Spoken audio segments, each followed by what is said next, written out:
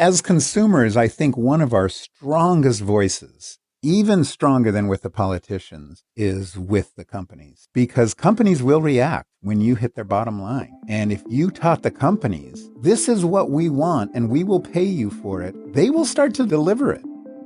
It's time to change the world. There's got to be a better way. It's time for something better. You feel like you can't really make a difference, but the fact is that you can. We're telling the stories of people who are changing the world and how you can help. We just need more companies that are out there solving these problems. Businesses, nonprofits, artists, and individuals who have found a problem and then created a solution. If we want to have real impact, we have to do it together. You'll come away from every episode with action steps you can take to be part of that solution. We're never going to feel satisfied and happy if we just stay the same. We can each change the world every single day. People can actually come together and build a future for themselves along with other people. Our daily actions have a massive impact. So what will we do about it? We can remake the world. Because guess what? We can. Hi everyone, I'm Nathan Gardner, and this is We Can Remake the World, a podcast about people who are changing the world and how you can help. I'm so glad you're here. Thanks for joining us. I've been thinking a lot about how to make a difference in the world right now with everything that's going on. And honestly, it's not always easy to come up with an answer. I try to do something every day that demonstrates my values. The way that I eat, the way that I shop, the way I treat myself and other people, or whatever comes to me day by day. But right now, so many day-to-day habits are different, and a lot of our routines have been disrupted, and it's been strange to feel so physically inactive. Like, how can I take action when I literally can't take action?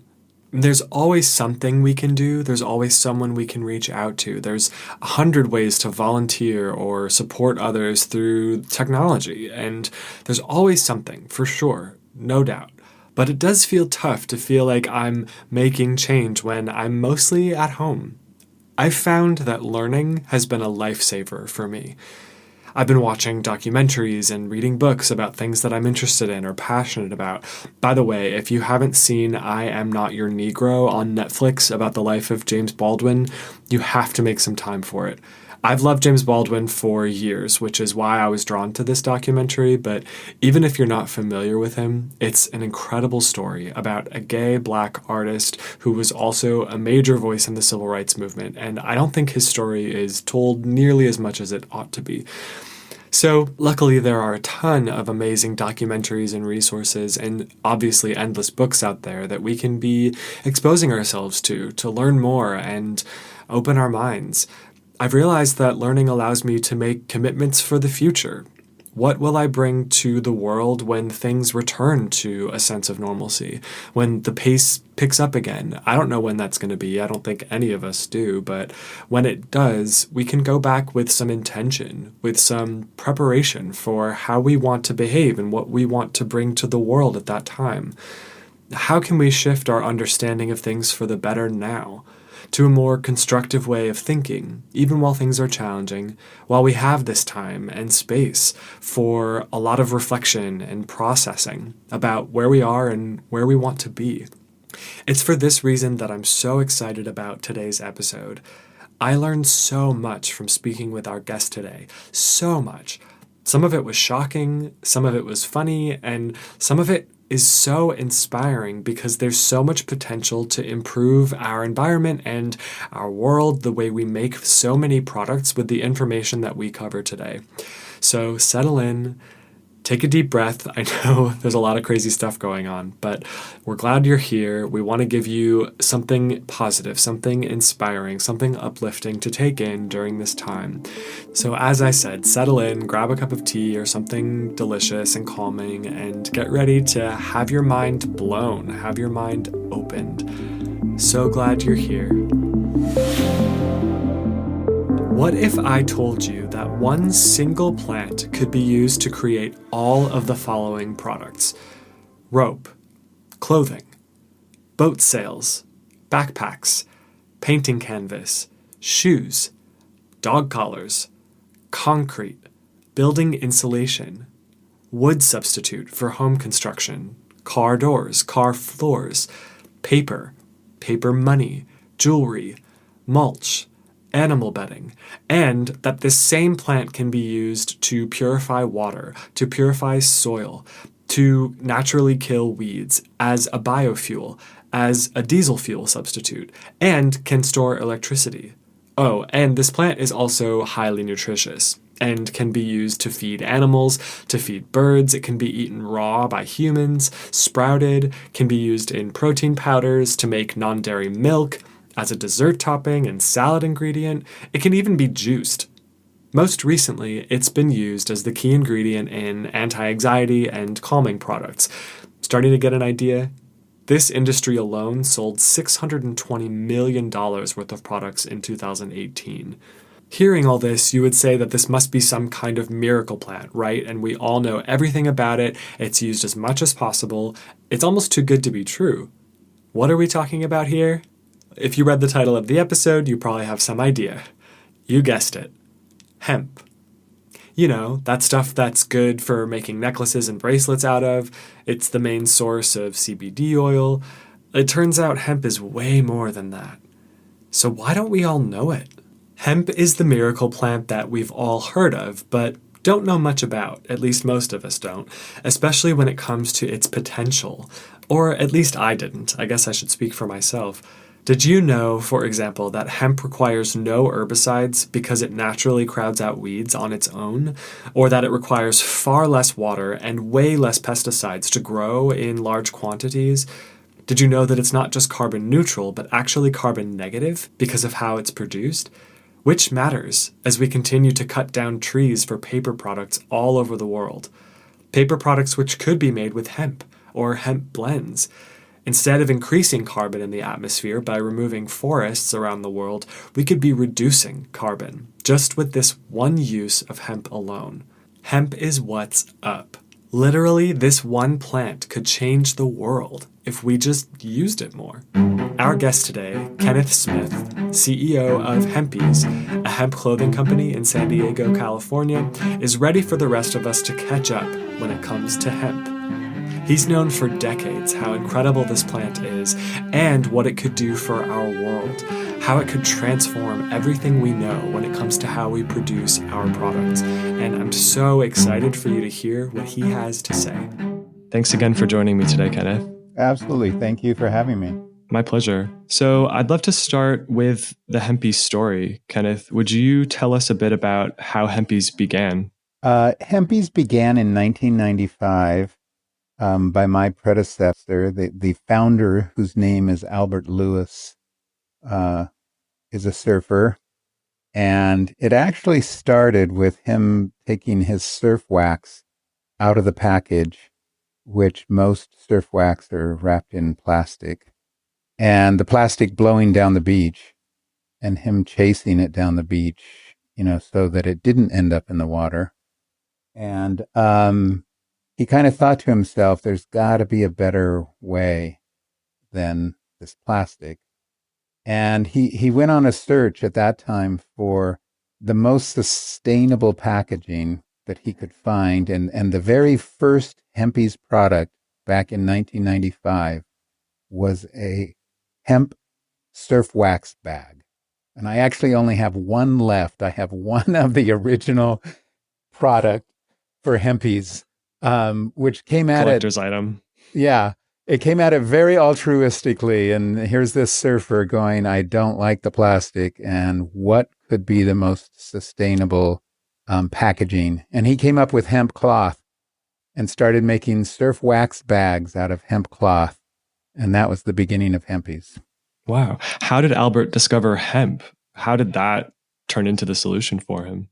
He researched sustainable fabrics and the most sustainable, and came up with hemp in his research back in 1995. And so that's how it became a whole clothing line. But the original impetus was, what can we put surf wax in that's better than plastic? I love that an entire product line started with something as simple as a surf wax bag. Yeah. For any listeners who may not know, what is hemp? I mean, I think we've all heard of it as a source for CBD oil or maybe a couple other well-known uses potentially. But for folks who don't know anything about the plant itself, would you tell us a bit about that? Sure. And CBD has gone a long way for educating the market, but that's a very recent phenomenon, as you know.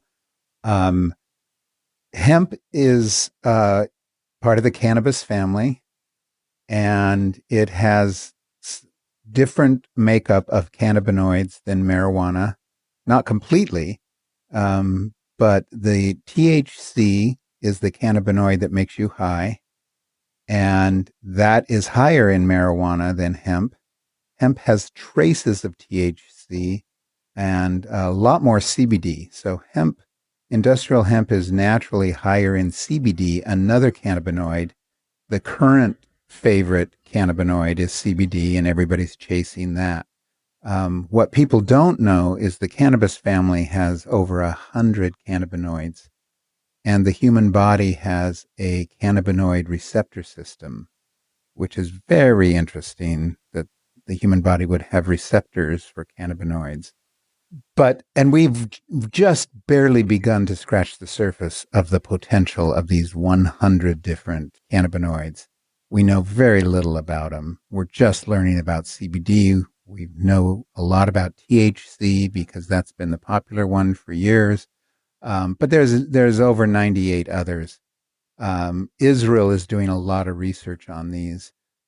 So I'm going to easily get off track. I'll warn you, but no problem. That's fascinating. I had no idea that there were 100 different cannabinoids that our bodies have some sense of how to process. That I'd never heard that before. Yeah, and the early research, which is very early because it's been illegal for so long, we haven't been able to study it properly in the United States.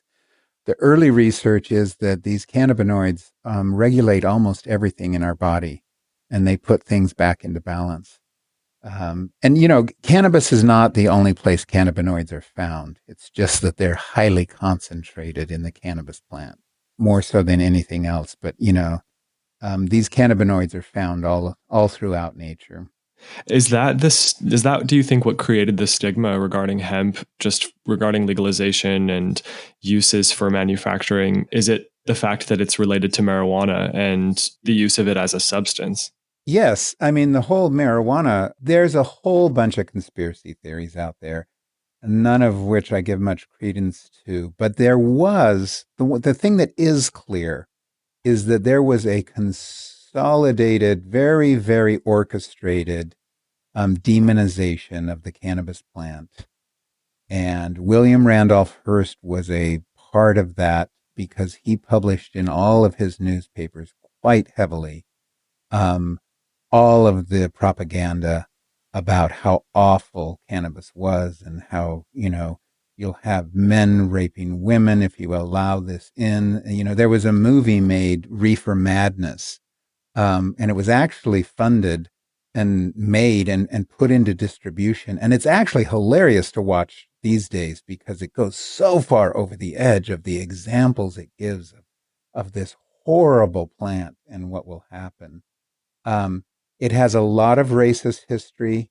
Marijuana was brought in, the very word is Spanish, was brought in from the migrant workers that came up into Texas. And so the demonization of the whole plant that happened in the early 1900s, there's a lot of theories about it. Some say it was William Randolph Hearst because he owned all the paper mills and he didn't want to compete with hemp paper. Others have a whole bunch of other different reasons why that campaign came out so strong. I tend to think it had some business background reason because it was so well funded across the country. I mean, they made movies. It was in every newspaper. Somebody was behind that who stood to make a lot of money, I think, by demonizing cannabis. And hemp got thrown in with it. And some people, like I said, thought that hemp was actually the genesis of it. In other words, they used marijuana to get rid of the business of hemp. Because we had hemp farms and hemp plants all over the U.S. It was a thriving business. in the hemp, I have some black and white photos of these huge hemp, Ohio hemp factory, and there's 100 men in overalls standing out front of this black and white photo. And I have hemp Wow. fields here in San Diego that are 12 foot tall, and the master plan for the Imperial Hemp Processing Plant, which got started but never got to full build out before hemp was demonized. So we had a burgeoning industry in hemp here in the United States before the demonization. And yeah, then we got synonymous. Marijuana and hemp became synonymous. And, up until CBD days, everybody I talked to, oh, what do you do? Oh, I have a hemp clothing line. Oh, can I smoke my hat? Ha ha ha. You must get high in your warehouse. I mean, people were just so confused. They had no concept of what hemp was, that, all of our ropes up until very recently in the world were made out of hemp. Elevator shafts, the cords in the elevator shafts were steel cords wrapped in hemp because the hemp was stronger and lighter and more stretchy than steel, and it wouldn't snap the elevator cables. So hemp has this huge history, and the average person pre-CBD just thought it was synonymous with smoking marijuana. It's amazing. Yeah, it's amazing how effective these sort of propaganda campaigns can be and how long their legacy can last. For anybody who hasn't seen Reefer Madness, either the original film or the movie musical that was made based on it, they are hilarious. The original looks like some kind of terrible B-movie horror movie, sort of like what Kenneth said. And the musical is amazing because it just takes the sort of hyperbole of it and satirizes it in this amazing way. So worth checking out. And tell us more about the viability of hemp as an alternative for paper and other manufacturing products, because obviously if Hearst, this sort of paper magnet, was concerned about it in any way, even peripherally, obviously there's some potential there. Yeah, hemp is a really amazing plant. It has thousands of uses. It's always quoted. I'm amazed at what keeps coming up even today with the hemp plant. I mean, one of the most recent things is that it conducts and stores electricity very well. So it has all these implications for nanotechnology, where the fibers are, super, super fine fibers, and they convey electricity better than copper or some of the other things that we traditionally use. I don't get this one at all, but something that in the fibers, I don't even know what part of the plant for sure. I don't think it's the herd. I think it's the fiber, stores electricity very well. So, I mean, that's just the latest example. My friends just roll their eyes when I get talking about hemp. They're like, yeah, we know, Kenneth, it's a floor wax and a dessert topping, isn't it? But that's kind of the way it gets with hemp, is that this part of the plant is really good at this, and that part of the plant is really good for that. And so it really is an amazing plant that has been shut down for the last 70 or 80 years because of its association with marijuana and getting high. Yeah, I was doing some research to speak with you today. And I mean, we're all becoming more familiar with hemp as a food source: hemp milk, hemp protein, hemp seeds on top of, smoothie bowls or whatever. Also in construction, there's a product called hempcrete. There's these fibers that you were talking about, which have applications to replace metals, which is fascinating and amazing. Paper, towels, clothes, jewelry, rope. I mean, all the BMW's new eco vehicle, the floorboards, like the real bottom of the car is made from a significant amount of hemp. Again, because it's lighter and stronger than steel when it's put together correctly. And so if for a car, it's perfect. Door panels in Mercedes have used hemp door panels for the same reason, stronger and lighter than steel for years. So we're making cars out of it, we're eating it, we're making clothing out of it. How many other uses are there? But I do have to say, and this is where I'll go all environmental on you, is that, hemp is not an easy plant to work with. It's not cheap. It takes some processing. And so, for example, in clothing, hemp clothing is rather expensive when compared with cheap polyester stuff from Bangladesh, where they are ruining the environment. And, this is on the back of workers who are underpaid and not paid living wages. So, talking to the consumer here in the US, what can we do about it is start caring enough on all, products across the boards to pay the true costs of what it takes to make those products. I'm a big one for righting the ship as far as I think we as consumers have to be willing to step up and pay the true cost of our products. And we're not paying the true cost of a shirt from Bangladesh where we're polluting the environment because we don't have the environmental laws. We're paying these people pennies on the dollars that they can't even afford to have housing or feed their families. And then we're over here in the US buying cheap shirts at H&M, and we're just happy. We may never wear that shirt. It was so cheap, $5.99, and it goes in our closet and, maybe thrown out a year from now. These are not true costs, and we're not experiencing our true cost of using oil. And I could go on and on and on, but I'll just stick to hemp clothing. It's part of a sustainability model that we as consumers have to get used to. It costs more to bring the cost home today that, our shirt or whatever example we want to use is truly costing. We should be paying that as consumers up front and not deferring that to future generations or other parts of the world. Absolutely. And I found that with the hemp clothing or hemp blend with high quality cotton clothing that I've bought is a lot more durable too. So you may be paying more upfront, but the clothes will last longer. They feel better. They don't get sort of torn apart by washing machines in the way that I've noticed, less expensive clothing does. So you can almost see it as an investment and know that the clothes that you're buying will be with you for longer, and that you've also done something that, supports an ecosystem that really needs it these days. Yeah. And that goes back to our extreme overconsumerism.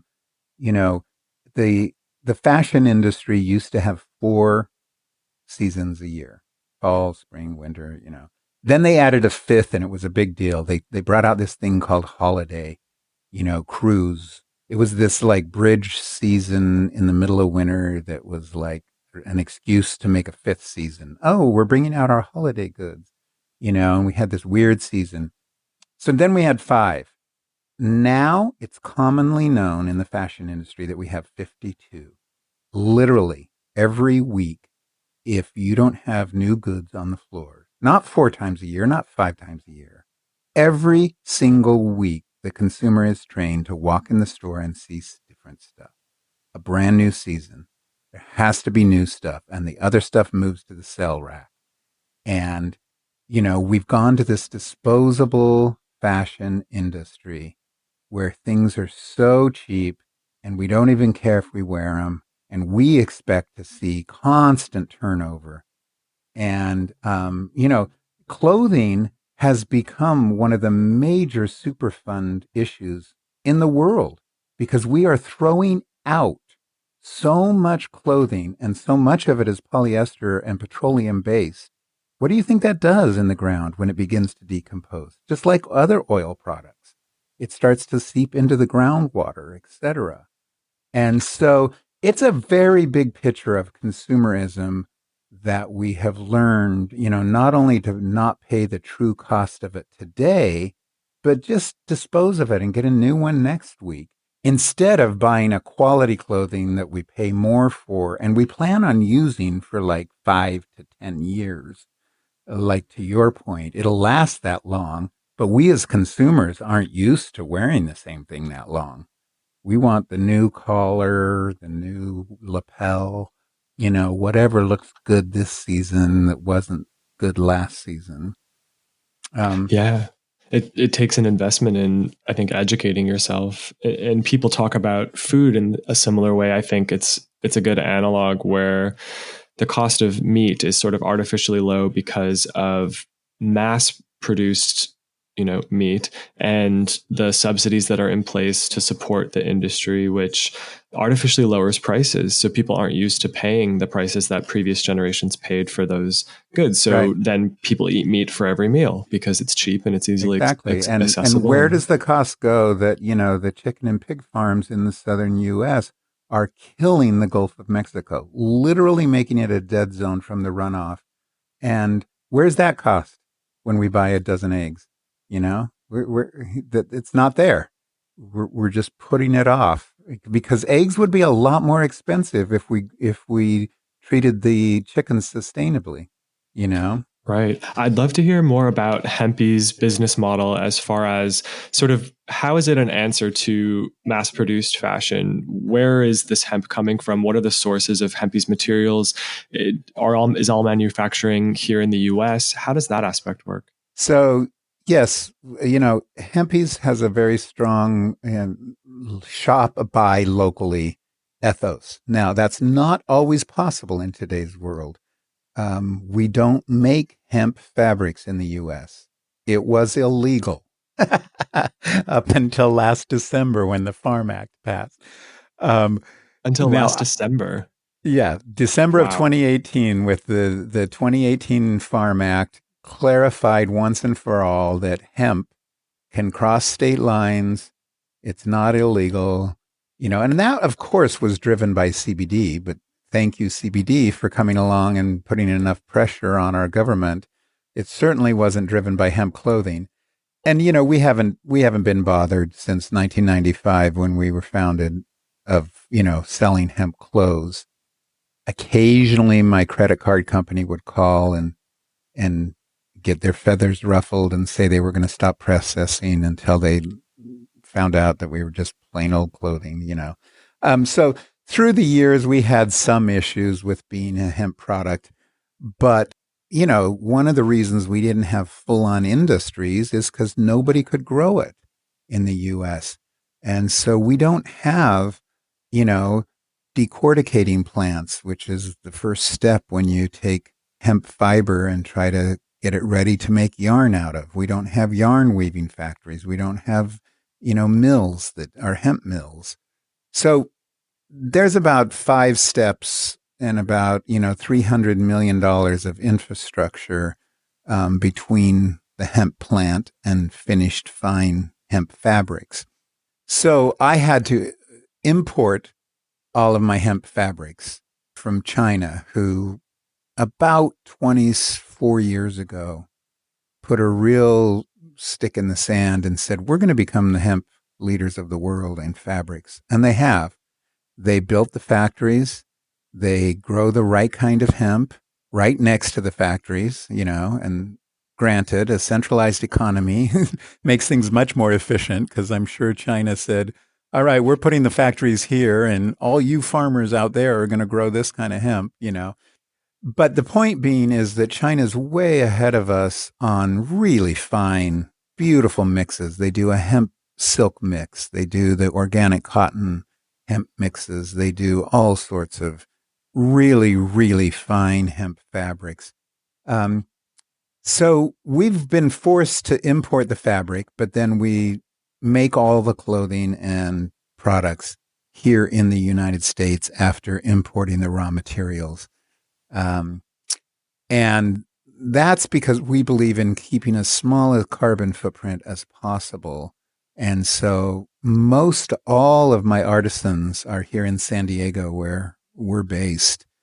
My knitting mill is a small knitting mill in Texas that takes the hemp yarn and knits my beanies, because they're one of the few small knitting mills that'll do really cool hemp beanies and do them in small, order quantities. I don't have to do 5,000 of each color, which any of the mills left in the United States these days have such massive minimum order quantities that, makes it prohibitive for a small company like Hempies. So that's in Texas, but still philosophically, we keep the carbon footprint as low as possible.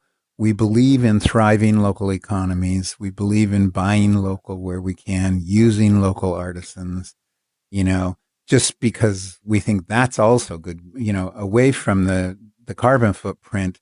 That's just healthy local economies. And we kind of try to avoid, anything big across the world to the extent possible. But that's not always possible in today's world. We're a global economy now. And, that's a reality that we have to live with and mitigate where we can. But it's not always possible. I think it's fascinating that China, which to most Americans is thought of as this carbon burner, really can't be bothered with environmental movements or restrictions or caps, has chosen to lead the charge on this material, which seems like it could transform a lot of different manufacturing processes into something a lot more sustainable. Yeah, I mean, I think, in the U.S., right now, nobody's growing the kind of hemp that has really good long fibers. What I mean by that is, I don't know if you've seen photographs, but, a lot of the hemp fields in the U.S., because they were growing for rope manufacturing back in the day, was the main use of hemp fiber. They grew the tall bamboo-like hemp that was 10 to 12 feet tall and close together. Very few leaves, and it made great long fiber because the fiber in the hemp comes from the outer bark, if you will, of the hemp plant. And that's the only place fiber comes from. It's about 15% of the plant pre-processing and goes down to 8 to 10% of the plant after you've processed it. So it's not a big part of the plant. Whereas if you're growing for food or seeds, which is where all your hemp milk and hemp oil and hemp seeds come from, you want a low bushy plant that has a whole bunch of seed heads and flower heads on it. If you're growing for CBD, that comes out of the flower and you don't let the plant go to seed. You harvest before seed. But still, you want a whole bunch of flowers on the plant. So think of a rose bush, it's low and bushy with a ton of flowers on it. And you don't, the tall hemp has this little tiny flower on the very top that's not much. And, all the sort of efforts and energy of the plant go to this big, fat, long stalk. So the point being, none of the farmers in the U.S. are growing fiber hemp right now. I'm sure there's somebody somewhere, but not in quantities that is going to cause someone to build a processing plant worth, $300 million to start processing hemp fiber into anything meaningful. I think we're going to over time, but by then, here in the U.S., we're not going to go back to the 1800s and start doing, fabric mills just because it's hemp. All of our mills, the equipment has been shipped overseas, and there are these beautiful old red brick buildings in the Northeast, empty mills, because we don't do that in the U.S. anymore. My opinion is we will take that hemp fiber and do really amazing, I don't know what to call it, innovative fabrics, probably for industry. Who knows that we won't have smart fabrics if hemp is that good at, conducting electricity. Maybe it'll read your body temperature if it ever gets to clothing. But I think we'll go high tech with it is the point. I think we'll use it in our cars. Like Europe already is. Germany's way ahead of us on using the hemp fibers for, steel alternative. So there's a whole bunch of things in the high tech world that are possibilities for hemp fiber. And I think that's the direction we'll go in the US.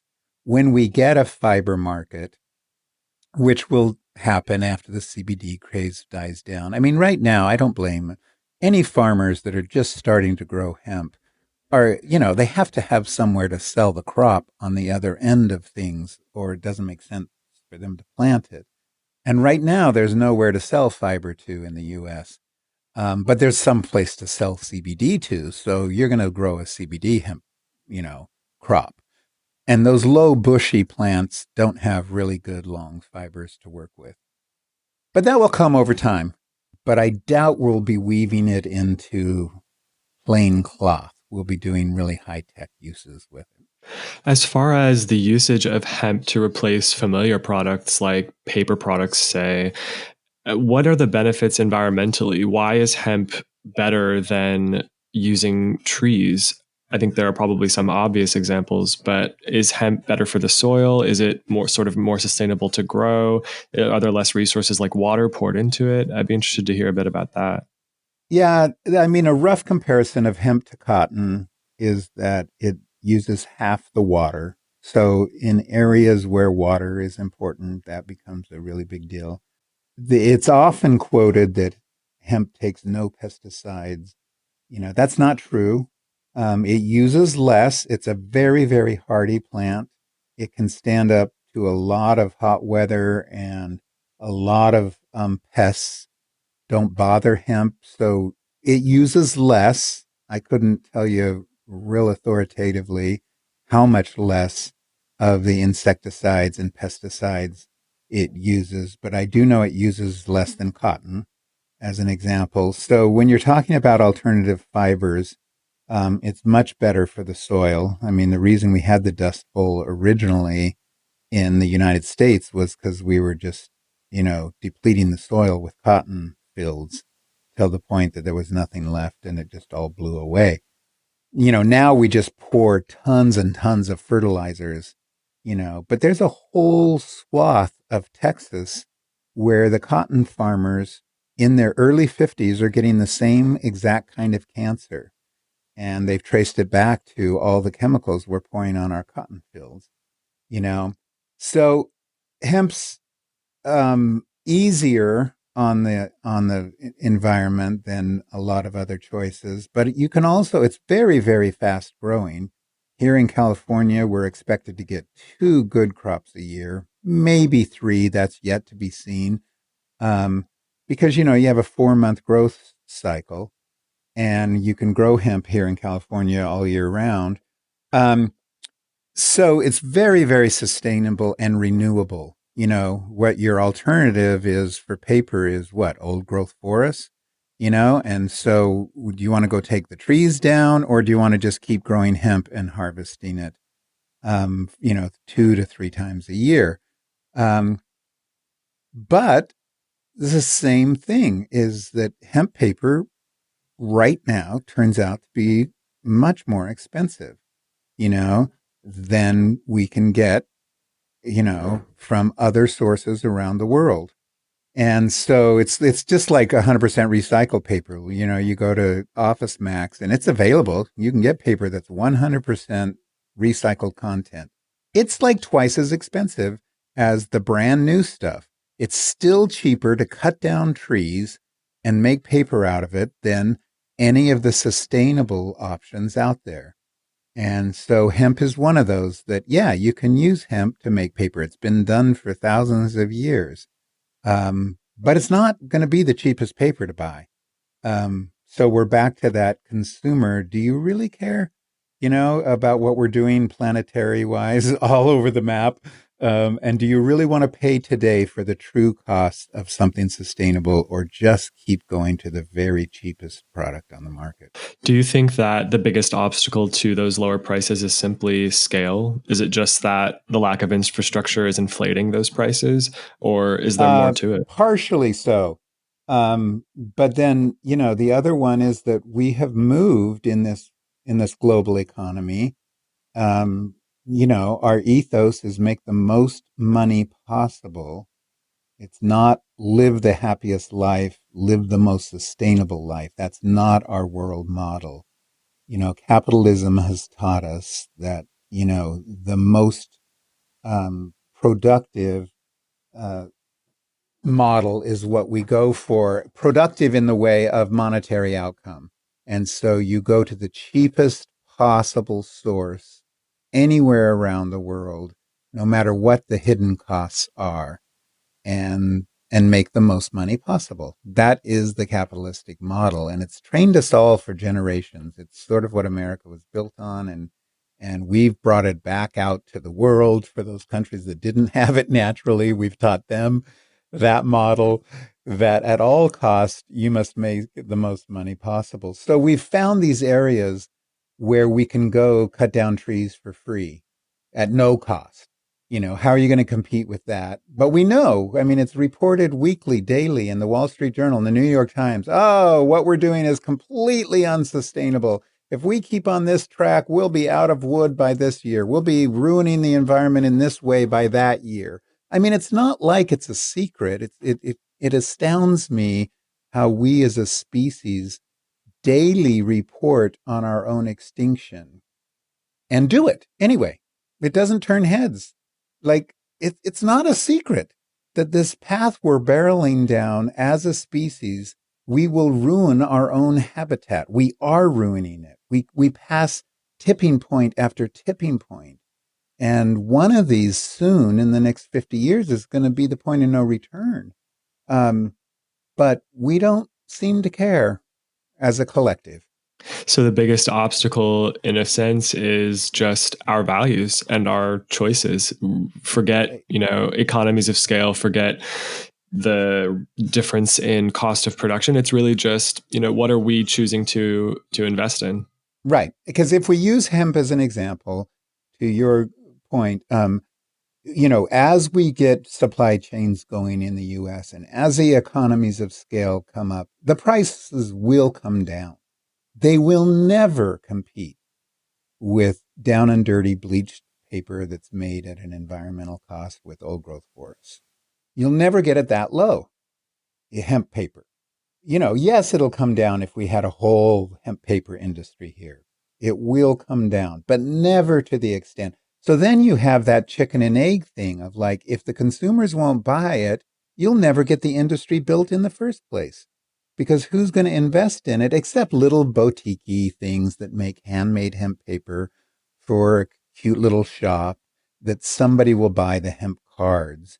That's not what we're talking about. We're talking about a real, true hemp paper industry that schools and textbooks are buying and printing on hemp paper. Now we're making a difference. Now we're making an impact on the worldwide sustainability, but that's going to cost more, a lot more.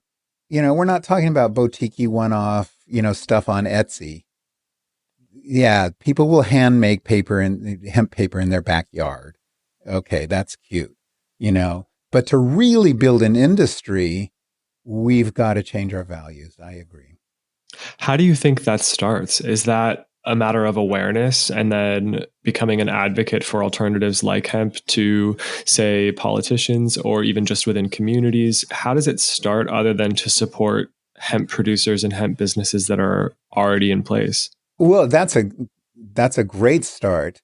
Is, we as consumers, our dollar is probably our biggest voice. How do we spend it? Where do we spend it? Are we willing to shop at Walmart? Even with their practices that are well known and well reported, and I don't want to pick on one company. There's so many examples, but, so as consumers, I think one of our strongest voices, even stronger than with the politicians, is with the companies that we, buy our stuff from. That's the loudest voice we have. And I'm the same way. It's hard. It takes a lot of effort as a consumer to care every day, every choice, every coffee you buy, every time you go onto Amazon, it takes effort to care. But it's probably our most effective, more effective than politicians, because companies will react when you hit their bottom line. And if you taught the companies that we want and will pay for, since we're talking about it, for hemp as one example, but there's thousands of others, that this is what we want and we will pay you for it, they will start to deliver it, but we're not doing that en masse as a consumer. So I think the movement has started. I think people are waking up. People are saying enough is enough. This is unsustainable. Will that voice grow fast enough and loud enough? That's the question. And it's a collective. There's the 100th monkey theory, and I don't know where that tipping point is, but it's a well-known fact that, less than the majority have to get a collective thought going strong enough that it gets pervasive through a whole society very quickly. There's a tipping point that's less than the majority when a thought form takes hold and spreads like wildfire.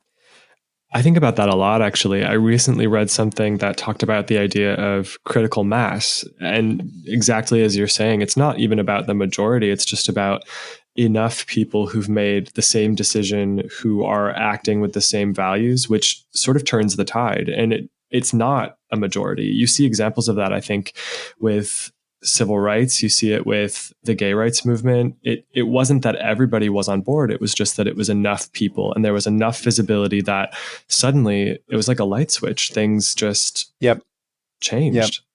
And the first 30% takes hundreds of years in our society. And then to go from 30% to 65% takes like 4 years. It happens really fast, It's amazing. And I also think too, there's a domino effect element where, say, Procter and Gamble says, okay, we've heard you as consumers. We're now going to make all of our paper products with 40% hemp or 40% sustainable materials at least.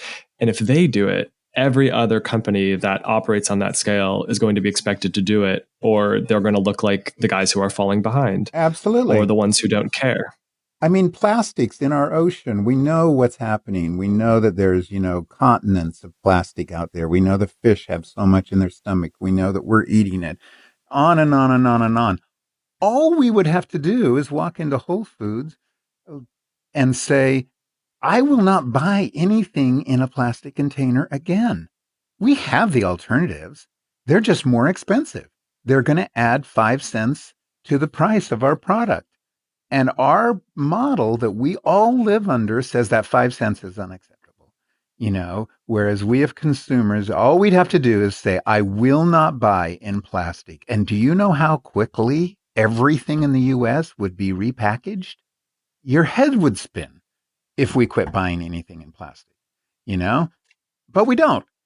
We just keep buying these, like double plastic containers in the US, Yeah, I think if more people realized that the solutions are viable and simple and that the change and cost to us actually isn't so much, that with that awareness, I think things will change. And it's just those stories that are being told that tell people that this is possible and it actually wouldn't be that much of a change for you.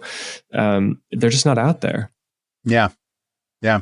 I find it very challenging as a business owner, as an anti-capitalist business owner in a capitalist society, it's a razor's edge to walk through this world these days, either as a consumer and or as a business owner, because we are here today and we have to function, and to get goods out the doors and actually even available on the shelves to consumers, we have to work within the existing system and yet have these values that are completely different.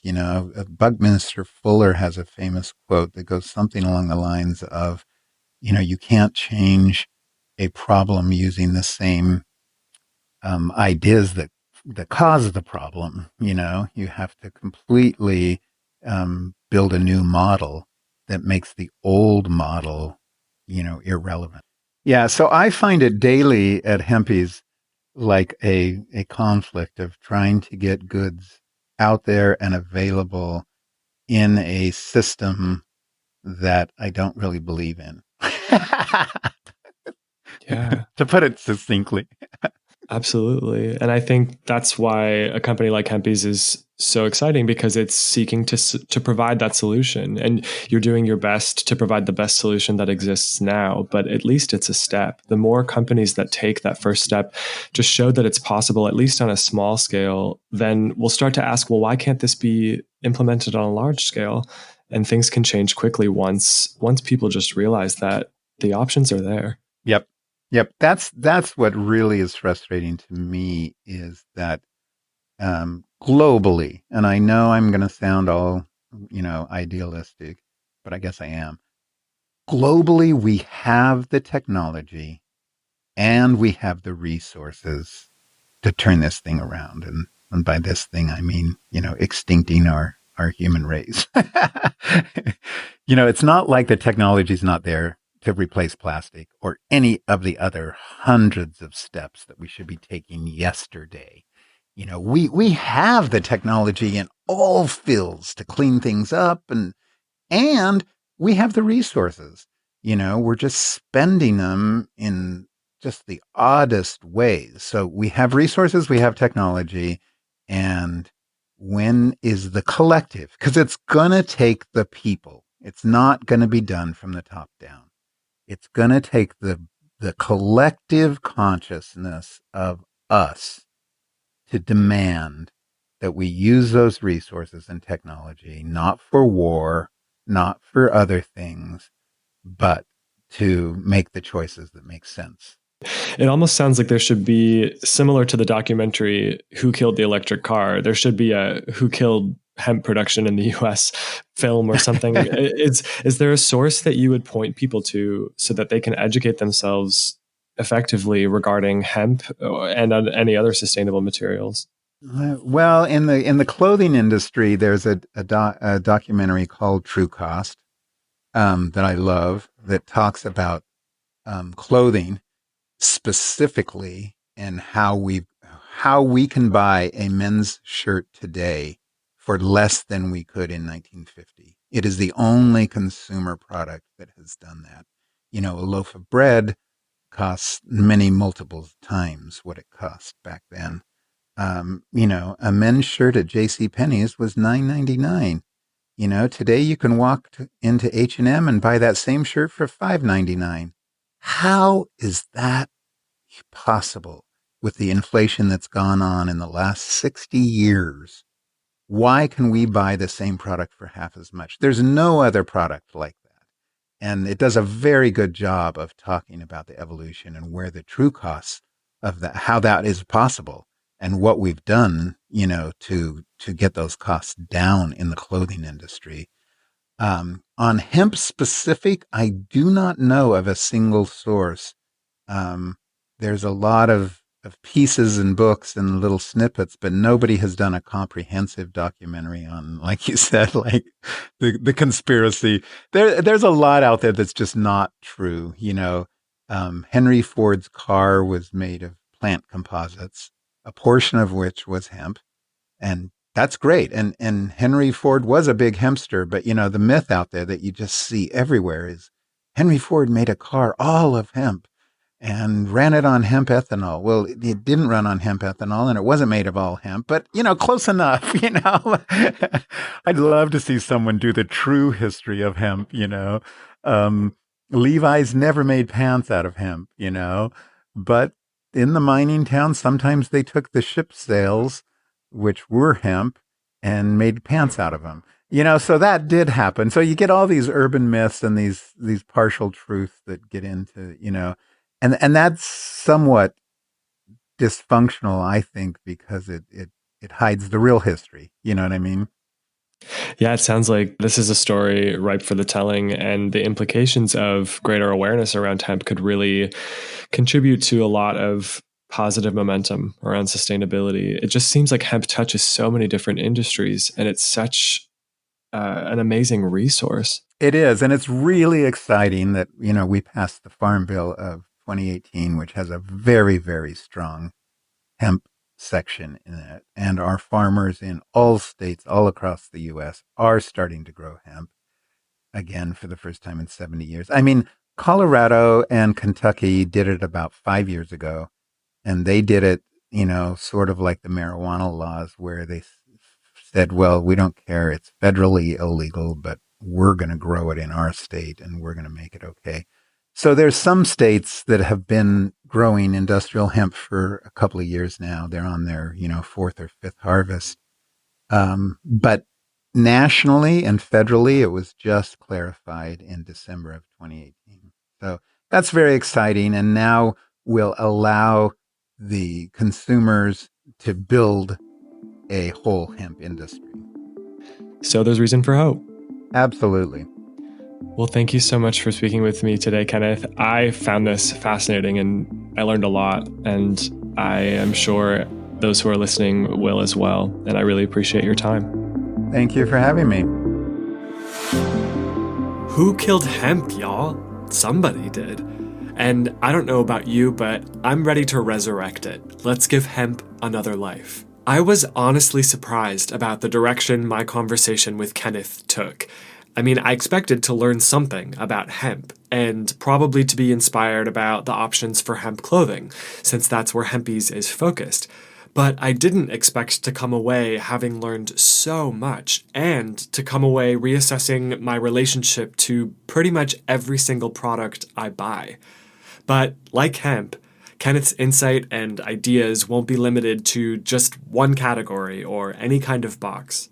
Let's move now to our 3 changemakers for today's episode. 3 ideas which, if we adopted, could change our world. Changemaker number 1. We have way more resources available to us right now than we realize that could totally change our world. This is my biggest takeaway from today's conversation. No doubt. There are solutions all around us if we just educate ourselves on what's available, what's possible, what's out there, and then make a commitment to grow and support those solutions in whatever way we can, from wherever we stand. This one plant, hemp, checks so many boxes, it's astounding to me how much potential it has. And the fact that hemp can not only have a huge positive impact on how we produce so many different products, but is also a highly nutritious food source in a world where food scarcity is common in a lot of places, should be a huge signal to us to dig in and explore the resource that we have in hemp more. There's so much here. It sort of makes you wonder what other miracle resources exist out there that we're not taking advantage of. But let's start with hemp and maximize that one first. Changemaker number 2. It's time for the next chapter in hemp's story. We've been using trees to create paper for centuries, but now, with the ability for so many of us to read digitally and with our environment becoming more and more fragile, isn't it time to transform how we do things? Isn't it time to give paper an update?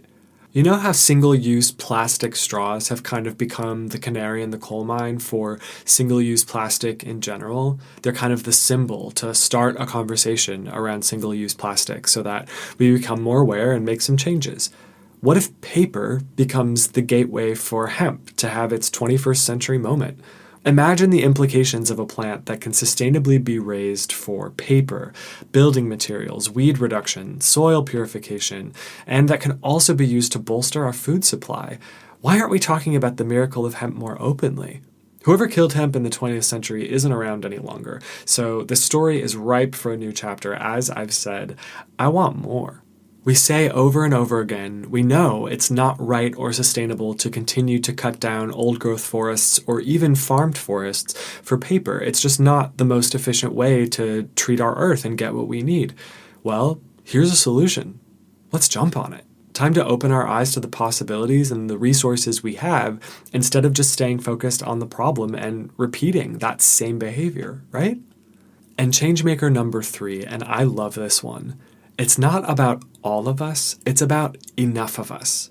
Remember what Kenneth was saying when he described the 100th monkey theory and the idea of critical mass?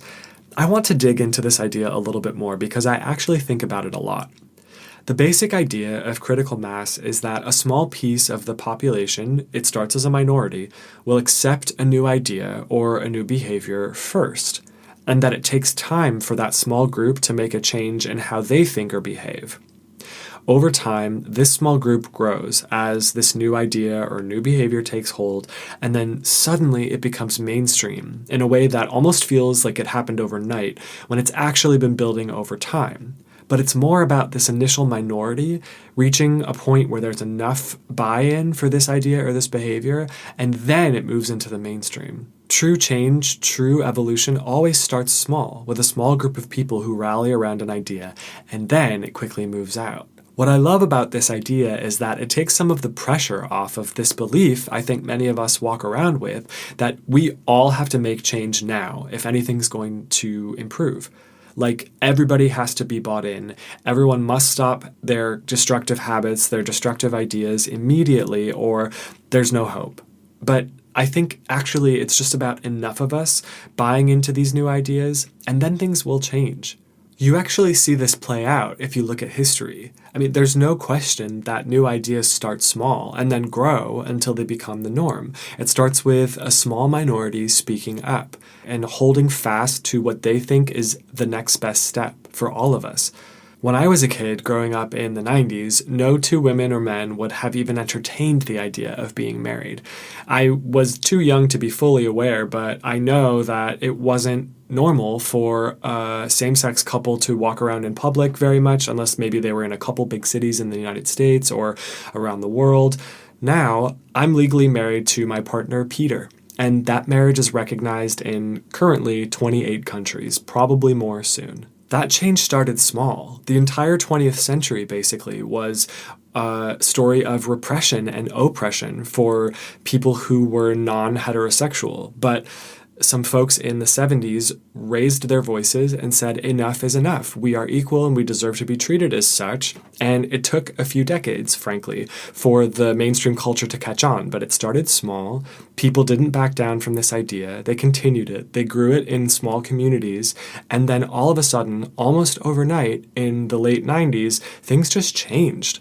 I think part of this had to do with the popular culture and TV shows like Will and Grace, and also just more well-known people in the entertainment industry being open about the fact that they were non-heterosexual. But the culture at large kind of just stopped having a problem with it. Not to oversimplify, I mean, it's certainly still a work in progress, but things changed really quickly, and the legality of being a same-sex couple is brand new in the world, and it's really recent, actually.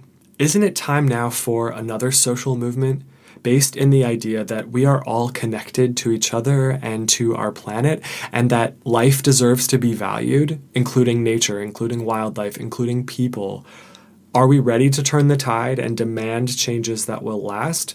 Creating a new set of values which we can apply to business, to politics, to our social lives, to every aspect of our cultures, so that we uplift and protect each other and the planet. It can start small. It can start with us. It can start with me and you listening to this podcast, talking about it, sharing these ideas. Hold to this idea, hold to this hope, and give it time. I really believe that once these ideas catch on enough, then things will change quickly. We just have to stay the course.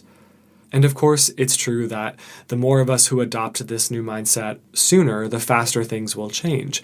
But it doesn't mean we all have to do it right now or there's no hope. You making an individual choice to change the way that you look at things, the way that you behave, is contributing to a small but growing minority of people on this planet who are ready for something new and who are committed to building it, to being part of it. It's going to take some time as these ideas make their way through our society, but it's already happening. Eventually, a light bulb can and will switch on, and things will change if we allow them to, if we believe that they can. I continue to believe that we have all the solutions we need right around us. There's no problem that isn't solvable. We just have to open our minds to what's there. And many of our problems have already been solved by someone somewhere. We just have to seek them out and share the stories and repeat them. So here's what you can do today when it comes to hemp. You may not be inspired to start a hemp farm or a hemp-based business, or maybe you will. But what you can do is educate yourself.